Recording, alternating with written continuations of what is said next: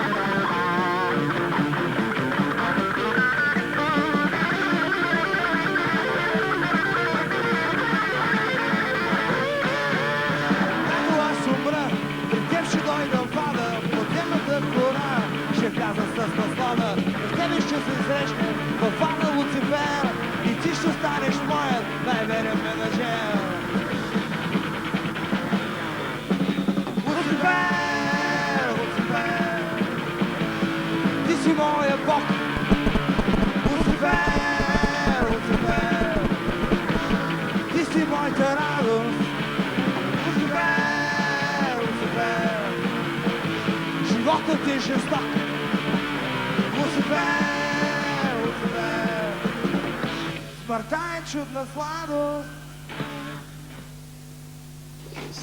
77 година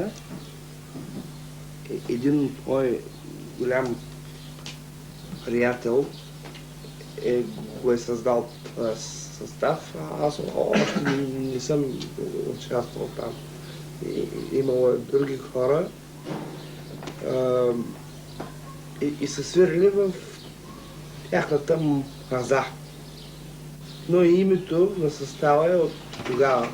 Никъде не можеше да се свири, нямаше помещения за репетиции, не осигуряваха апаратура, нищо. Това от 2-3 години има едно просветление такава. Предполагам, че всички групи в страната всички го знаят. Това, че от тогава всъщност е просветлението. Иначе всеки казва, тези хулигани, ето дигат аларма.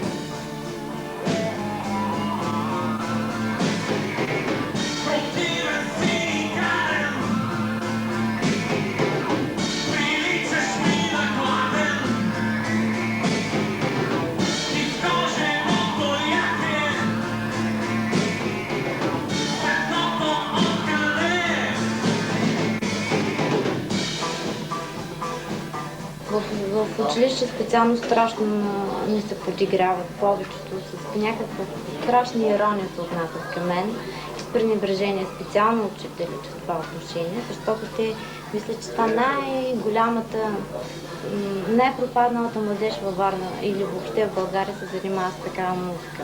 Те са много близки, мисля, като едно семейство просто. Да ни казвам, почти всеки ден сме заедно, дори да не сме на репетиции, ние сме пак заедно. Като хората много, много добре. Винаги биха те разбрали, никой няма да отнесе така. Помагаме се взаимно. Тук ме разбират, но вкъщи не могат. Дори майка ми с такова пренебрежение се отнася. Специално към тая музика. Забраняваха ми да ходя на репетиции, защото мислеха, че ако ми свира, не уча само заради групата. Майка ми иска само класика да свирам. На мен не, че ми е омръзнала, тя не може да ми омръзне, просто вече 14 години свири. Някакси така, искам към друг стил да се насоча. Просто виждам, че дори да продължавам да свира тая музика, просто на концерти, ето в училище съм имала концерти, много малък кръг от хора идват на концертите. Мога да кажа точно бройка от 30 до 50 човека, максимум. Това е малко, докато на концертите сме имали около 650 човека.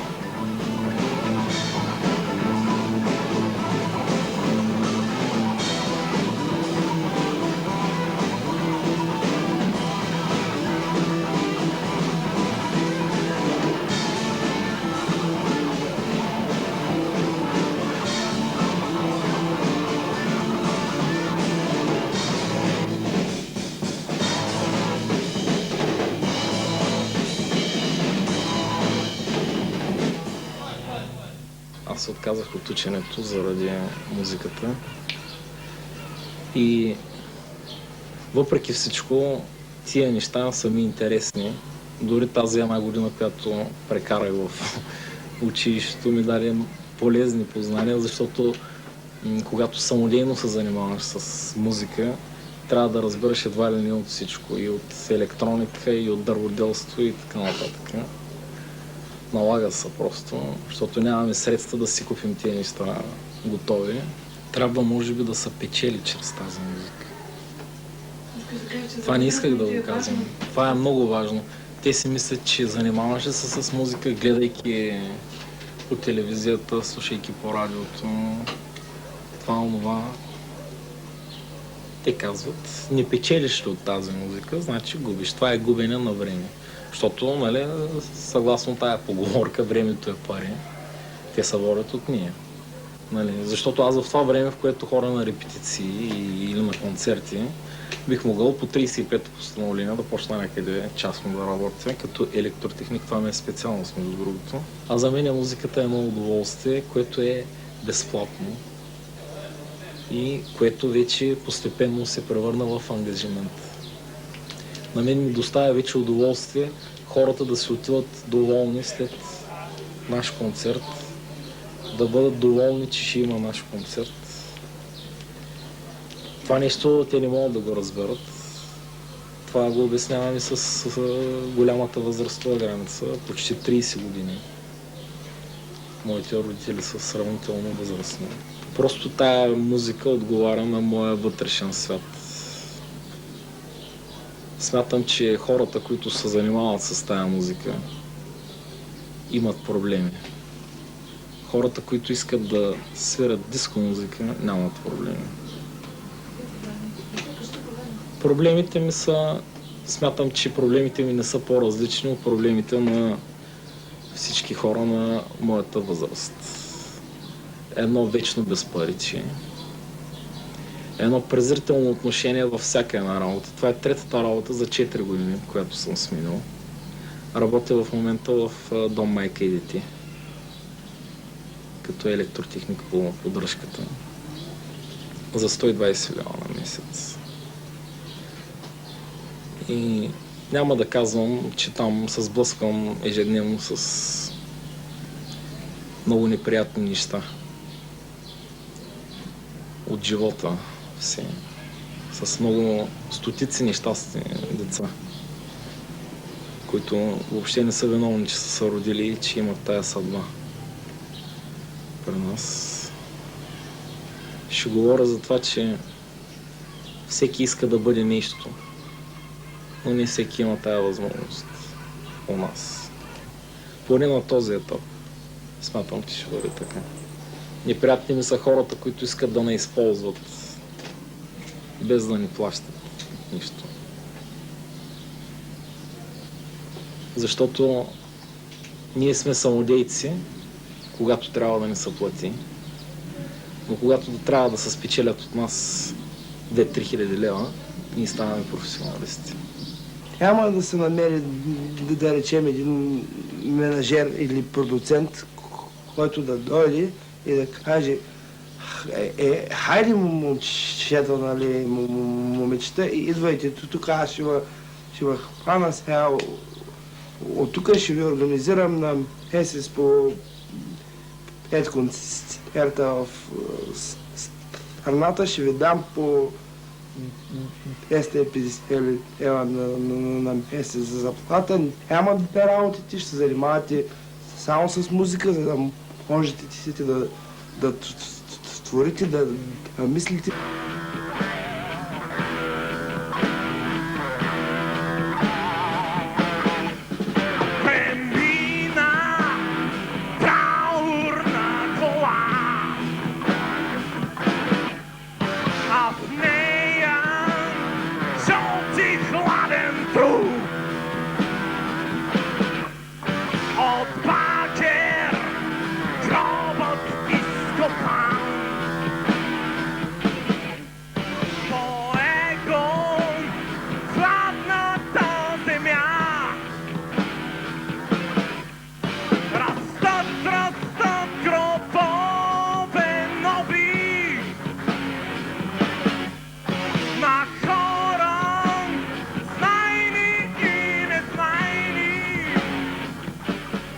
Просто след концерт, като излезеш, ако си запомнил нещо, цялата тази какофония, но ако си запомнил нещо, то ще е нещо силно, което най-добре, което запомнил. Най-доброто дума да кажем.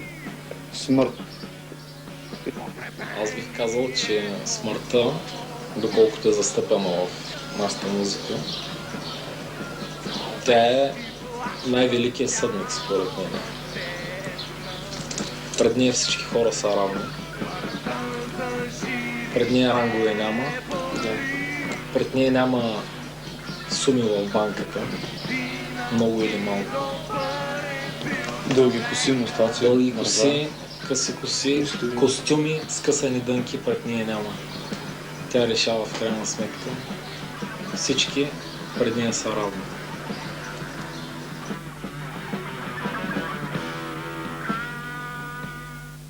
Три и...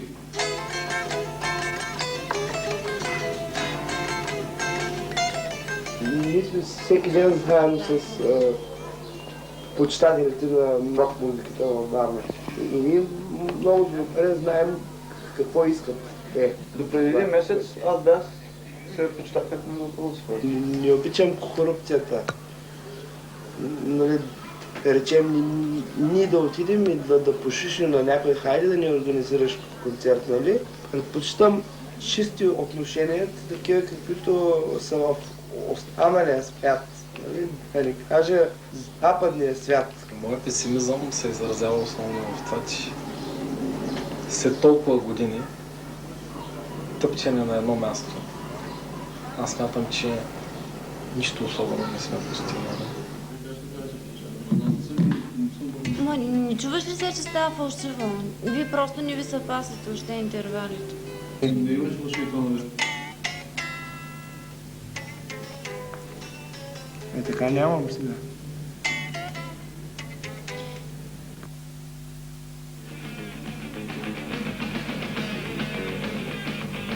Не иска да бъде агресивна. По-добре е агресията да са в музика, да се влага, отколкото в физически действия. Да. По-добре да си изразходват енергията на един концерт, отколкото да тръгнат по улиците, да чупят, да бият. Те виждат по концертите младежта, че чупи, че крещи, че скача. Доста влизат с алкохол в концерт, при такъв концерт. Но те никога не са погледнали от другата страна, към сцената, които свират, дали са такива.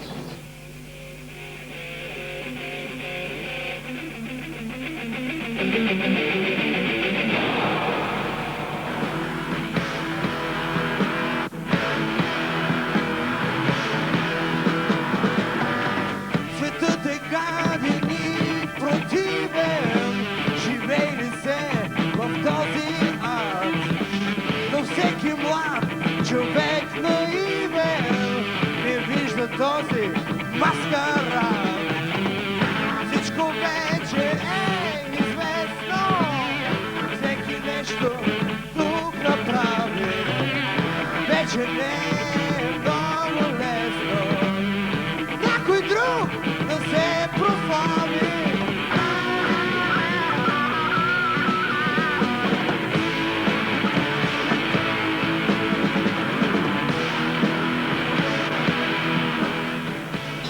Аз искам да бъда доволен.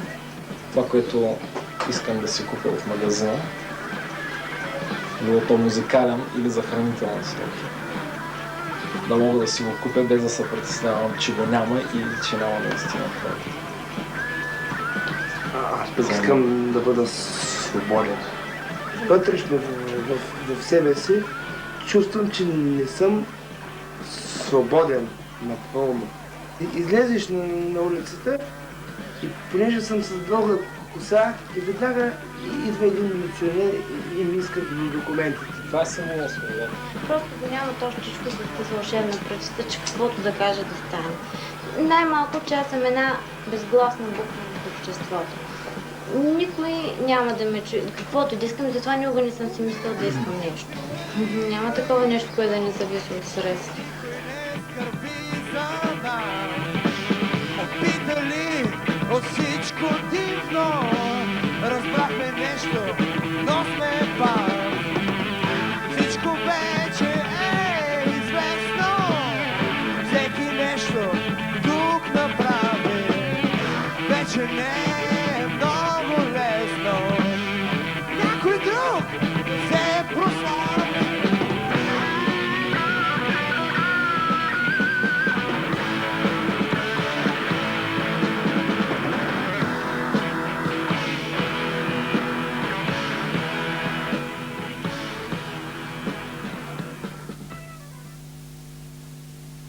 Бих искала да ми кажете нещо за вашето отношение към младите хора днес, от 14 до 20 годишна възраст. Да ви кажа, не съм се замислял конкретно на този въпрос, но мисля, че не са това, което бяхме ние на времето. Какви техни черти не приемате? Ами, това е, че имам чувство, че са изключително повърхности. Много леки в отношенията си, в поведението си. Черта, която действително не приемам в младите хора е, че те не са научени да се трудят. Те просто не умеят да се трудят. Прекомерното увлечение в дискотеки, прекомерното увлечение в дискотеки и късно прибиране. Прибират се към 2, към 3 часа се прибират. Трябва всичко да бъде умерено. Как приемате увлечението им към музиката, към така нестандартното облекло? За мен не ми харесва. Нестандартното облекло не ми харесва. Не го приемам. Не го одобрявам. Но това си е техна работа. Приемам любовта към музиката, но по-нататък неорганизираното статукво в тези увлечения просто вече трябва да се направлява. С какви увлечения на младите изобщо не приемате? Ами, това нестандартно мислене, за което хората непрекъснато говорят и което го казват за хубаво, че е. Ние сме свикнали да вървим по утъпкания път. Децата търсят новото, а нас новото ни плаши. Аз мисля, че трябва да се мине през този път. Да. Това е нещо положително. За да могат те сами да си оценят кое е добре и кое е лошо. Много неща се забраняваха доскоро и изведнъж много неща се отприщиха. Защото на нас много неща не се забраняваха, като почнем от Beatles. Да гледаме на младите не с нашата отминала младост, а с това, което ние, ако сега трябва да се върнем, бихме желали да бъдем. Интелигентен човек винаги може да отсее доброто от лошото. За да се отсее доброто от лошото, трябва да има и лошо. Откакто тънките излязоха на мода, всичко стана гола вода. Всеки рока заобича, черни якето се заоблича.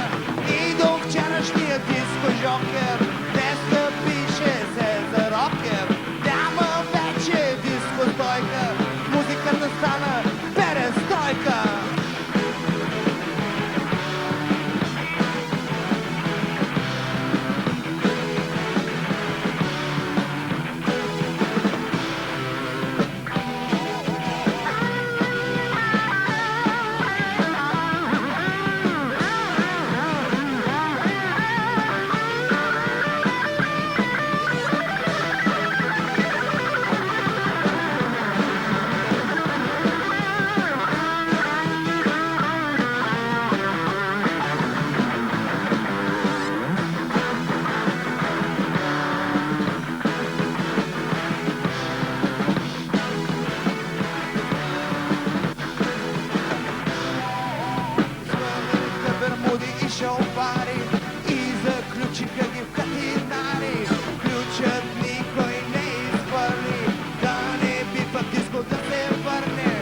Рокът не е мода, запомнете, дискотеките си ви върнете, модни дрежки облечете и завинаги помнете.